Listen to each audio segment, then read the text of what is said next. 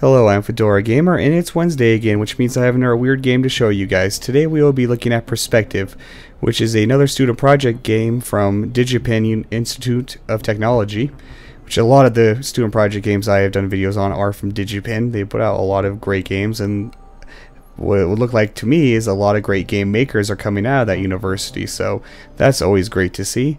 This one is extremely strange and mind-bending. It is it's a first-person puzzle game like a lot of these student project games are, which is kind of getting repetitive, really. There's more genres than that, guys. But this one has a quite unique twist that is also a 2D platformer. You will understand once you see a little bit of the game. We'll go ahead and get right into it. Okay, I've played a little bit into the game so far. Just want to have some levels unlocked to show you guys. You see the blue guy there is Avatar. You control him, and anything inside your perspective becomes a 2D plane. Blue, our platforms he can walk on, and anything orange kills him. But then he just goes right back to where he was. So there's no fail state in this game, really. Let's go ahead and go to one of the earlier levels so you can get an idea of this. As you can see from just moving him around the level select area. Walk right across to that back wall there. It actually takes a little bit to get used to the fact of trying to switch your perspective from 3D to 2D. Let's go back to the first level here.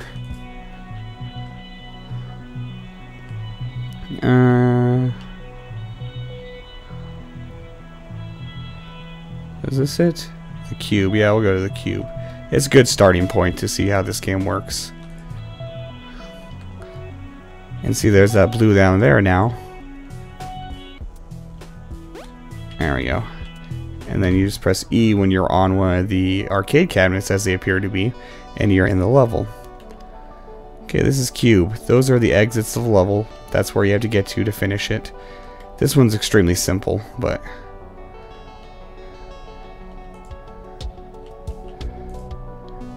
oh, he's still stuck back there on the back wall. Okay, connect all that. And just come around. Change your perspective a little bit more. Connect those. And level done. The levels aren't very long, but they do get extremely mind-bending later on. There's a few more mechanics that actually play a role in this. I think I will show you a level that shows one of those off pretty well. Let's go to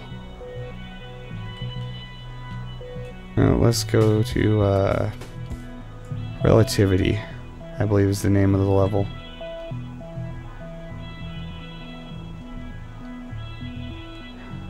Apparently I missed it. Where are you? Oh, there it is.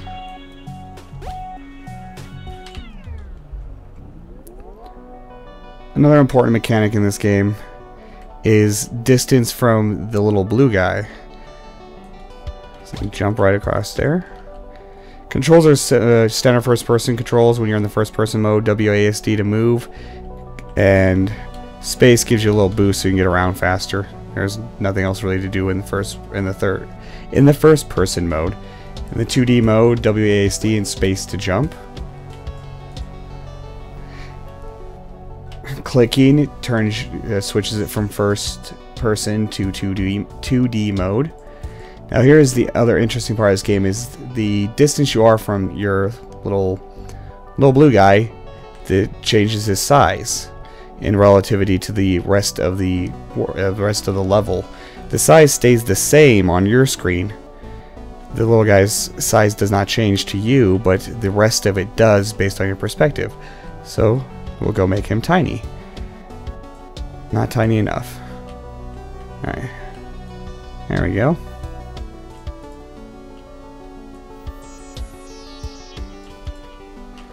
And make him bigger so moving around's faster. Nope.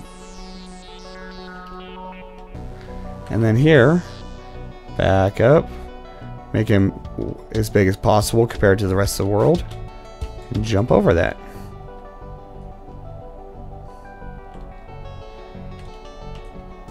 See if I remember this part. Ah, yes, yes. Now you can run them onto this.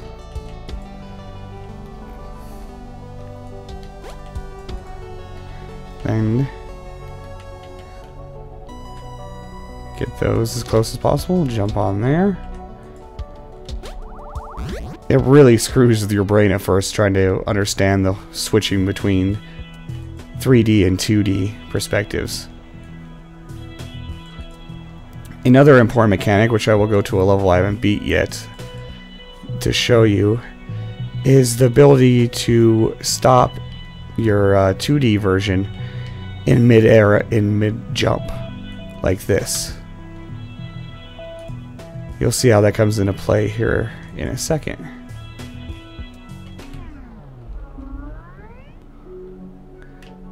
Okay, the climb. You need to get up there. The only object other than where you start, the only other blue object, is that little pillar there. That's still a long ways off, right?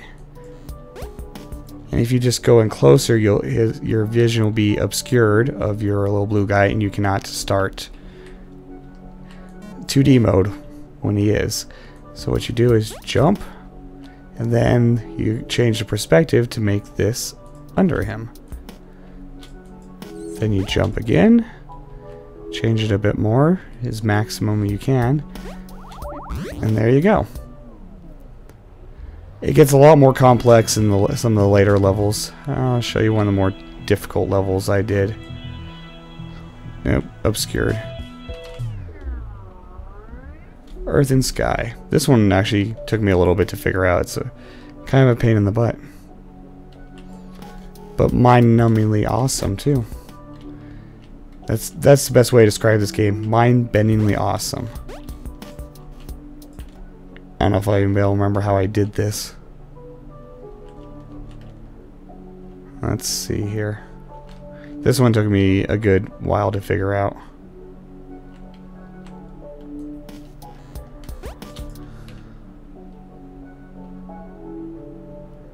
Okay. Now I think I remember how I did this.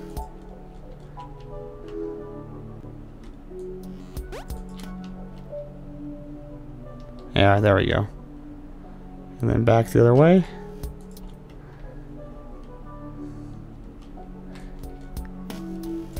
Graphically, some might say it's really simple graphics, but I prefer to think more they're clean graphics, nice and defined. You can tell what's going on, and with how strange this game is, if it was very busy graphically, it would probably actually take away from it.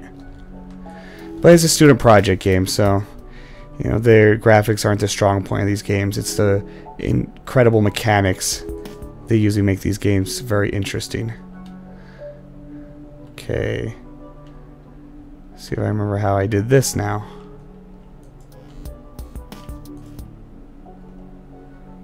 Okay, yes, right. Obscured, yeah.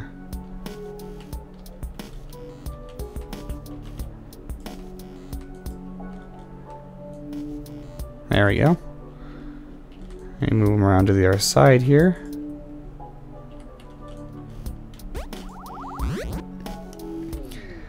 As with a lot of these student project games, the sound assets aren't that great either. The music's a little repetitive.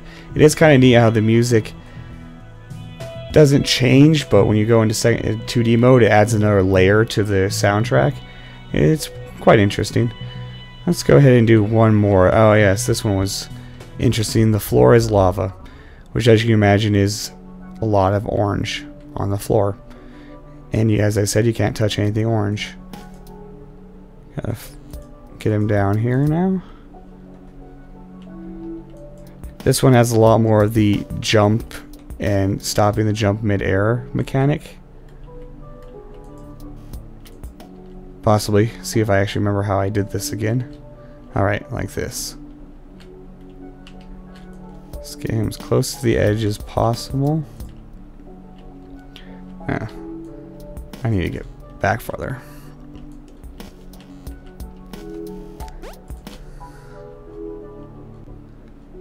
No, that's not it either.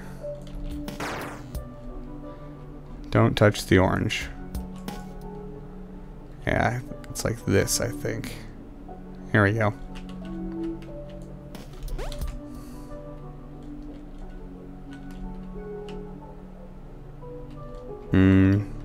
Maybe.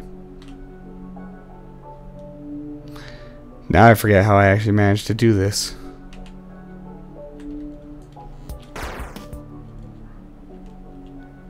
Some of them definitely take a little thought and time to figure out how to do it. That's not gonna work.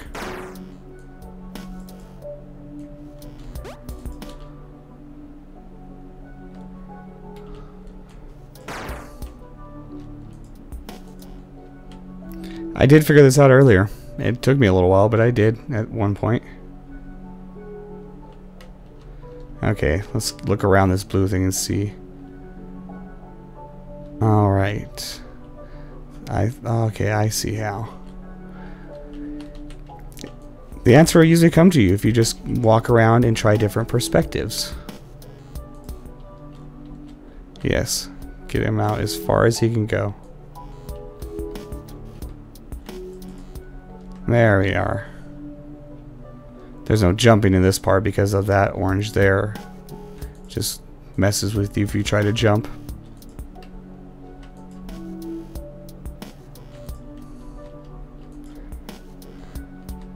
Okay, this is where jumping comes into play, I believe. Alright, we need to keep that orange there. We'll just instantly kill him if you try to jump that. So you gotta have it obscured by the wall. There we go. It starts making a lot of sense once you play a few levels of it. As crazy as the concept is. Okay. If I remember right. Alright, I was doing that wrong. Just walk right across.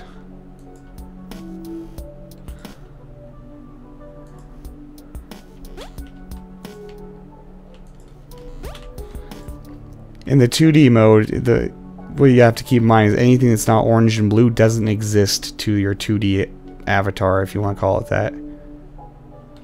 So anything that's not blue and orange, you just walk right through or jump right through.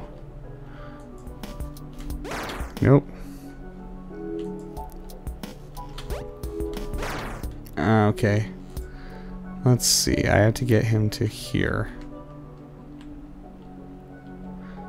So, let's play around with the perspective a little bit here. Okay.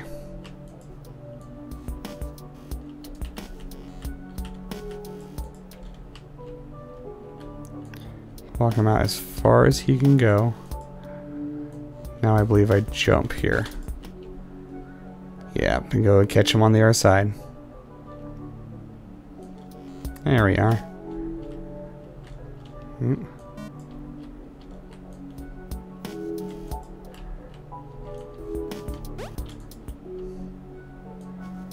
The concept seems quite simple, quite mind-bending, but it gets very interesting. How the level design is just amazing. They came up with great mechanics, but then the level design they used around those mechanics is just simply amazing. Some of them, they're not extremely difficult. So far, none of them ever got frustrating to me. Sure, they take me a little bit to figure out, but they've never got to the point of being frustrating, which happens quite a bit in puzzle platformers and first-person puzzle games to me a lot, actually. I don't know if I'm actually going to play this level, but... So this has been Perspective, which gives you a unique perspective on gameplay, that's for sure. You can download it for free, just like all of these student project games. I will have the link in the description for you to go and download it. This has been FeodraG4mer. Thanks for watching. If you like this video, like, comment, and subscribe, and I will see you next time.